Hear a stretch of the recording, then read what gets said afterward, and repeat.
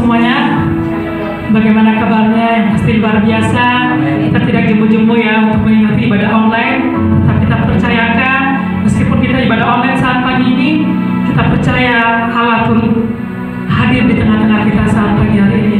Mari kita menundukkan kepala kita. Terima kasih Tuhan, terima kasih Yesus. Sungguh kami bersyukur Tuhan di saat pagi yang indah ini Tuhan. Kami boleh Tuhan beribadah Tuhan meskipun di ibadah online saat pagi ini Bapak. Kami percaya tetap hadirat Tuhan, tetap Tuhan menjangkau Tuhan anak-anak-Mu yang haus akan Tuhan saat pagi hari ini. Terima kasih Tuhan, terima kasih Yesus. Haleluya Yesus, saat pagi ini Tuhan kami mau masuk dalam hadirat Tuhan.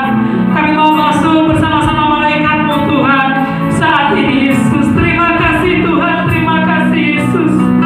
Haleluya Yesus, haleluya Roh Kudus.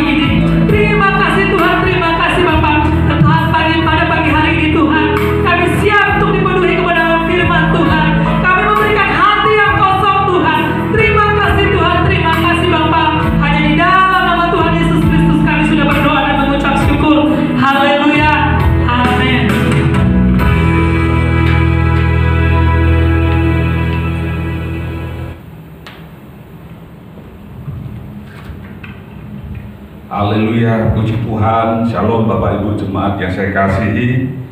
Kami terus berdoa supaya seluruh jemaat, anak-anak Tuhan, dimanapun berada, dalam keadaan sehat dan menerima perlindungan dari Tuhan kita Yesus Kristus. Hari ini kita kembali akan belajar firman Tuhan bersama-sama. Namun sebelumnya kita akan berdoa supaya Tuhan bisa tolong kita semuanya.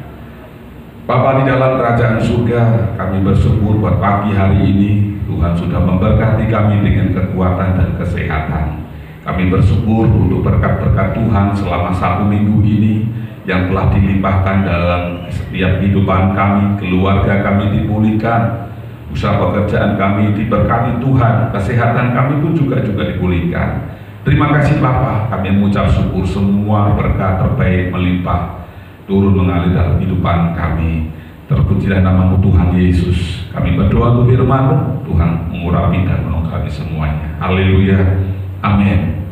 Bapak Ibu jemaat Tuhan yang saya kasihi, yang saat ini sedang di rumah masing-masing atau di tempat lain, kita akan merenungkan firman Tuhan, perkataan Tuhan Yesus tentang cerdik seperti ular, tulus seperti merpati, yang terdapat di dalam Matius pasal 10 ayat ke-16. Mari saya persilakan Bapak Ibu yang di rumah bisa membuka bersama-sama Matius pasal 10 ayat 16, dan saya akan mulai membacakannya. Demikian bunyi firman Tuhan. Lihat, aku mengutus kamu seperti domba ke tengah-tengah serigala. Sebab itu hendaklah kamu cerdik seperti ular dan tulus seperti merpati. Sekali lagi, lihat, aku mengutus kamu seperti domba ke tengah-tengah serigala. Sebab itu hendaklah kamu cerdik seperti ular dan tulus seperti merpati. Haleluya. Bapak Ibu jemaat Tuhan yang saya kasihi, konteks di mana Tuhan Yesus menyampaikan perumpamaan kita harus cerdik seperti ular dan tulus seperti merpati. Ini adalah bicara soal konteks, yaitu dalam misi kita berada di dalam dunia ini untuk menjalankan misi Allah. Konteksnya bahwa kita ada di dalam dunia ini memiliki tugas, tujuan, yaitu membawa jiwa-jiwa untuk datang kepada Allah.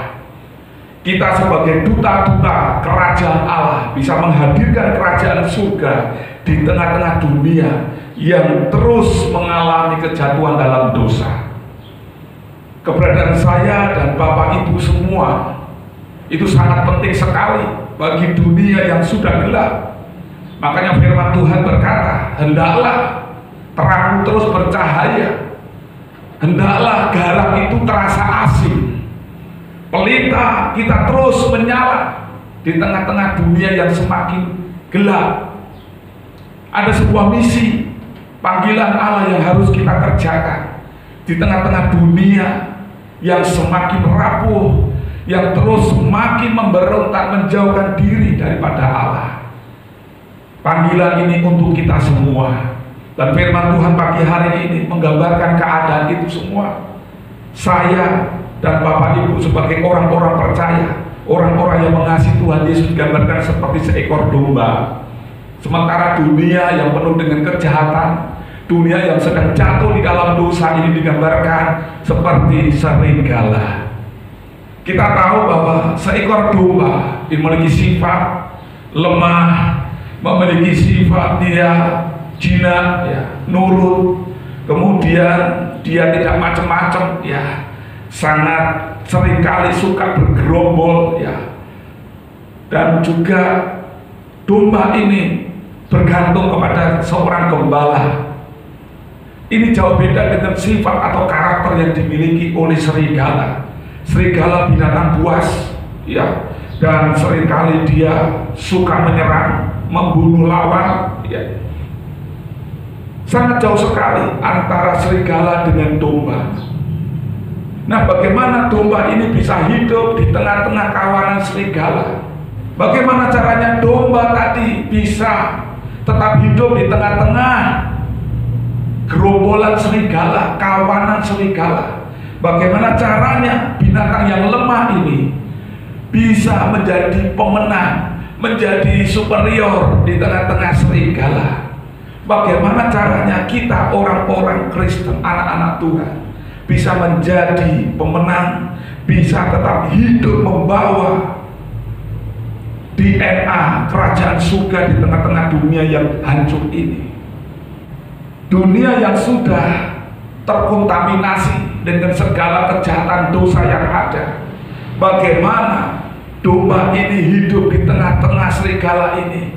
Biarlah kiranya domba ya tetap domba, bukan domba berubah menjadi serigala. Bagaimana caranya kita hidup di tengah-tengah dunia yang seakan-akan tidak memungkinkan untuk kita hidup benar, yang tidak memungkinkan kita hidup mendatangkan, membawa kerajaan Allah, kerajaan surga di dunia ini, karena dunia sudah jatuh dalam dosa dan kita tetap hidup kudus. Kita belajar firman Tuhan pagi hari ini. Setiap apa yang diperintahkan Tuhan, Tuhan selalu memberikan solusinya. Firman Tuhan berkata di dalam ayat 16, sebab itu hendaklah kamu cerdik seperti ular dan tulus seperti merpati. Bagaimana caranya domba tadi bisa tetap hidup di tengah-tengah gerombolan serigala, kawanan serigala? Firman Tuhan berkata, sebab itu hendaklah kamu cerdik. Yang pertama, kita harus cerdik seperti ular. Cerdik seperti ular di dalam bahasa aslinya, cerdik ini mengandung pengertian memiliki kemampuan untuk memahami ide-ide dan situasi-situasi yang sulit. Kita harus bisa cerdik seperti ular. Ini mengandung pengertian bahwa kita menjalani kehidupan ini penuh dengan kehati-hatian atau tidak sembrono. Bapak Ibu bisa melihat ya bagaimana Tuhan Yesus menyikapi para orang-orang yang sangat ingin untuk menyalibkan Tuhan Yesus sebelum waktunya. Dan Tuhan Yesus melihat keadaan seperti itu. Tuhan Yesus tahu apa yang menjadi rencana mereka.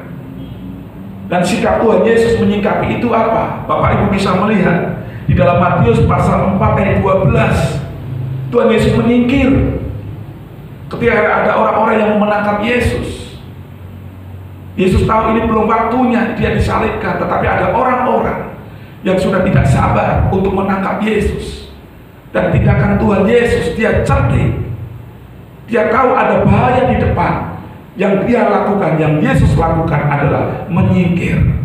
Kemudian di dalam Matius pasal 12 ayat 14 sampai 15, kembali lagi ya, kita akan melihat lebih dahulu. Lalu keluarlah orang-orang Farisi itu dan bersekongkol untuk membunuh Yesus.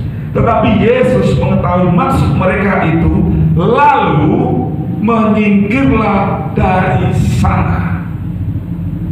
Tuhan Yesus mengetahui bahwa ada kelompok orang-orang yang akan menangkap dan kemudian membunuh. Yesus tahu sebagai Allah, dia tahu apa yang harus dilakukan. Apalagi itu belum waktunya, dia menyingkir. Dan kemudian kita bisa melihat contoh yang lain di dalam Yohanes 11 ayat 53 sampai 54. Saya akan bacakan. Mulai dari hari itu mereka sepakat untuk membunuh dia. Kembali lagi, banyak usaha orang-orang pada masa itu yang tidak menyukai, tidak senang, tidak setuju dengan adanya Tuhan Yesus. Mereka bersepakat untuk segera mungkin membinasakan Tuhan Yesus. Dan respon Tuhan Yesus terhadap itu semuanya, mari kita lihat ayat selanjutnya. Karena itu Yesus tidak tampil lagi di muka umum di antara orang-orang Yahudi. Ia berangkat dari situ ke daerah dekat padang gurun, ke sebuah kota yang bernama Efraim, dan di situ ia tinggal bersama-sama murid-muridnya. Sekali lagi bahwa Tuhan Yesus memberikan sebuah teladan bagaimana kita, bagaimana para pengikutnya untuk bisa meneladani apa yang Yesus lakukan ketika menghadapi persoalan-persoalan. Dan ketika itu bisa dihindari, maka kita harus bijak untuk menghindarinya. Jangan kita melawan sesuatu yang memang itu akan menghancurkan hidup kita, yang kita tahu itu akan membuat kita hancur. Hari ini kita mau belajar bagaimana kita menyikapi keadaan di sekitar kita. Kita harus memiliki sikap yang cerdik seperti ular, yaitu tidak ceroboh, tidak sembrono. Di dalam kondisi seperti ini, Tuhan memberkati doa-doa kita atas para pemimpin bangsa negara ini, pemimpin para daerah, supaya mereka bisa bijaksana untuk bisa menekan penyebaran COVID. Ketika pemerintah sudah dipakai oleh Allah, supaya kita bisa menjaga tidak tertular adanya COVID-19 ini dan varian-varian baru.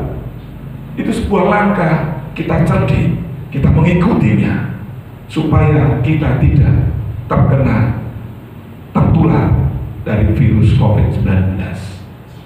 Jangan mengatakan, saya tidak takut dengan COVID karena saya punya Tuhan, saya punya iman yang kuat. Bapak Ibu yang punya iman bukan hanya segelintir orang saja, tapi saya percaya banyak anak-anak Tuhan yang punya iman yang kuat. Tetapi kembali lagi, kita di sini menghadapi kondisi seperti ini harus bijaksana, harus cerdik seperti ular. Sekarang yang kedua, bagaimana langkahnya kita bisa menang menghadapi keadaan dunia ini? Yaitu firman Tuhan berkata, hendaklah engkau tulus seperti merpati. Tulus dalam bahasa aslinya itu memiliki sebuah pengertian tidak tercampur atau murni.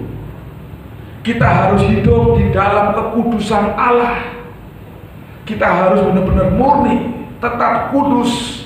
Kita harus bersih meskipun kondisi lingkungan kita, kehidupan yang penuh dengan dosa, lingkungan pekerjaan kita yang dipenuhi dengan ketidakjujuran. Bagaimana kita tinggal, kita hidup dalam ranah seperti itu. Kita jangan sampai terkontaminasi menjadi para pekerja yang tidak jujur.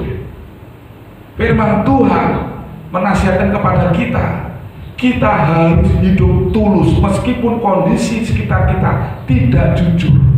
Kita harus tetap jujur. Meskipun keadaan di sekitar kita mereka curang, kita tetap berlaku harus tetap adil, tetap lurus, tidak mengikuti langkah-langkah mereka. Dan firman Tuhan berkata seperti merpati. Merpati ini gambaran roh Allah, roh kudus. Jadi mari biar kiranya di dalam kehidupan dunia ini yang sudah menyimpang jauh daripada jalan kehendak Allah, kita tetap murni, kita tetap kudus, kita tetap bersih. Dan roh kudus itu memenuhi kehidupan kita. Bukan dipenuhi dengan roh dunia. Bukan karakter-karakter kita semakin menjadi seperti dengan orang-orang yang tidak mengenal Allah. Firman Tuhan berkata bahwa kita pasti bisa berhasil.